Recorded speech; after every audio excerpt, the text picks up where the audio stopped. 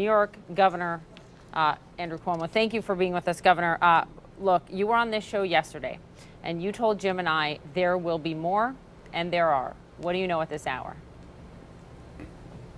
Well, I think as we discussed yesterday, Poppy and Jim, and thank you for having me, the person was getting the desired effect, right?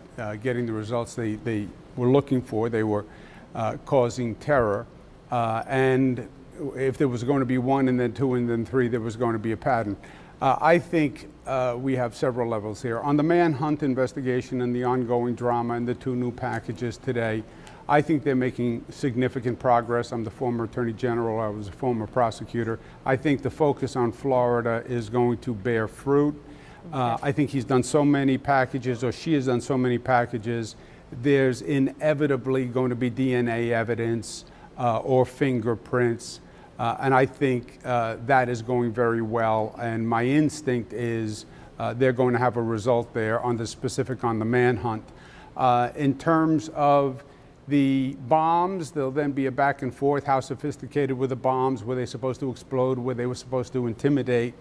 I think no one can say that they were fake bombs. These were dangerous devices that could explode.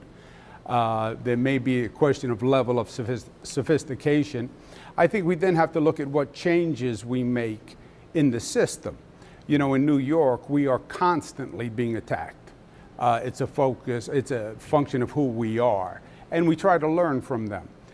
We're going to focus here on New York, and I think the federal government should too, on the screening procedures for mail, both privately and the public system. But entities, governments, et cetera, need to do a better job on screening of the mail. But long term, look, this is a dysfunction of our democracy. This is a lesion on the body. And the question is, what is the virus causing that lesion? And we have to get to a point where you can have political debate without political violence.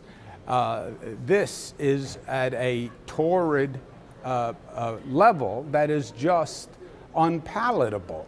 And we're learning that. When you keep stirring that pot, and you have leaders, the President of the United States, people listen to him. He's no longer on a talk show. He's the President of the United States. And this is whipping up people, and you will see people respond. I think there's two tracks. Leaders have to be more responsible. And second, the American public has to demand that responsibility. They will not market if the American people do not buy, right? This is a great marketer in chief. If the American people don't buy, he won't sell. And that's true for every politician, by the way. They only sell what people buy. There have been changes in our society that were more culturally bottom-up driven. We have racial sensitivity we never had before. We have a sensitivity now about how we treat women in the workplace that we never had before. We need a new political sensitivity that says there are boundaries, and they are culturally driven and culturally imposed, and they are unacceptable. And if you step outside of that boundary, you will be condemned. I think there's too much emphasis on we want the president to stop, et cetera. It has to also be the American people. We need both. The president is hyper-rhetorical, vulgar, et cetera. And when he gets on the stump and he wants to whip up a crowd, he uses language that is wholly inappropriate for a president to use. But I'd also like to see the American public sensitized and developed to the point where they say, we won't accept it. We're not buying it, and he will stop selling it. Governor, just as you've been speaking there, we have a live picture of the containment vessel carrying that suspected explosive device. It's been going up slowly on its way up New York. It just stopped. Now it's going again. We were curious if there was a significance to that, but we'll continue to monitor. Governor, if I could ask you, you spoke to the president in the last day. Can you tell us about that conversation? Yes. Look, I have political differences with the president. That is no secret. I've been vocal about it, so has he. What we did discuss was this investigation and what was going on with this investigation and how we need to work together and have the relevant law enforcement agencies work together seamlessly, tirelessly, and there can't be any dislocation between the federal and the state. And the president assured me, and it has come to be, the FBI, the Joint Terrorism Task Force, which is the main coordinating body, has worked with the state police, they've worked with local police. They have really been extraordinary. I believe the FBI has pulled out all the stops, the connection to Florida, the work they've done. I think that was done extraordinarily well. And I think that's one good thing to feel good about in this miserable situation is how well the federal, state, local forces all work together. Governor Cuomo, we have just heard for the first time this morning since this news broke of these additional packages from the President of the United States. Let me read you his words in full. Quote, Republicans are doing so well in early voting and at the polls, and now this quote bomb unquote stuff happens and the momentum greatly slows. News not talking politics. Very unfortunate what is going on. Republicans go out and vote. Those are the first words, Governor, from the president on an attempted attack on the former director of national intelligence and on journalists at CNN and on New Jersey sitting Senator Cory Booker. Your response? Look, it's wholly inappropriate. I believe the president never fully made the transition to the presidency. This is not a person who was in government before. He was not in public service before. He was in the entertainment business, the real estate business, the marketing business. I don't think he's ever fully appreciated the import of the office and the import of his position. And it always comes down to a competition and his politics, and he feels aggrieved. And I am sure that's how he sees this situation. He views it through a political lens. He's worried about the election. He wants to win the election, especially the Congress. He's focused on the Senate. And everything becomes political. And that then starts the anger all over again. We are in a destructive cycle. He doesn't like CNN.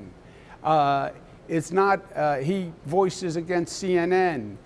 CNN winds up a target of these attacks. It's not a coincidence. There are no coincidences here. So should the president act more responsibly? Yes. Should he act less politically? Yes. Should he be more concerned with safety as opposed to electoral effect on some convoluted strategy? Yes. Am I hopeful that the zebra changes his or her stripes today? No. That's why I say track 2, let's start talking to the American people and saying, we can't sustain this. We can't as a democracy. We have to be able to have debate and disagree. We're Democrats, we're Republicans, we're red, we're blue, but we are red, white, and blue. The day after the election, we're still America, and we have to function as one. I believe the American people are going to respond faster than the President of the United States. It's a good point. It's a national responsibility. Just before we let you go, Governor, you said at the top that you feel there's been significant progress in the investigation. You feel that there'll be a positive development on identifying who's behind this. I don't want you in public to get into details that you can't share, but I just wonder what you can say about what gives you that confidence and what has turned in the last number of hours, because as Poppy was saying earlier, yesterday we were hearing no hard leads, but now the language coming from law enforcement and yourself has changed. What can you tell us? Well, every time there is a package sent, you have a new piece of evidence, right? And the FBI's ability and sophistication is so advanced. Every package fingerprint, DNA, handwriting analysis, spelling analysis. So every package was a new piece of the puzzle. And they have sent out, or he has sent out, or she has sent out many pieces of the puzzle very quickly. You saw the shift to Florida. I think that's going to be a telling tale. And I think with all these pieces on the puzzle, we are going to get to a resolution of the puzzle on who it was. And that's going to be very good, and then people will relax. But my point is, when I say it's only the symptom and not the illness, what stops this from happening next week, or the week after, or the week after? And we can't sustain this. We just can't sustain it. So leaders change your behavior, yes. Okay, we don't think that's going to happen. Let's start talking to the American people and have a national dialogue about where we're going and what we're doing. And I believe the American people will get it faster than the leadership will get it. Look at how we changed on our racial discussion, on how we treat women, behavior in the workplace. In a matter of months, we've made dramatic progress on some of those issues. Let's change our political dialogue.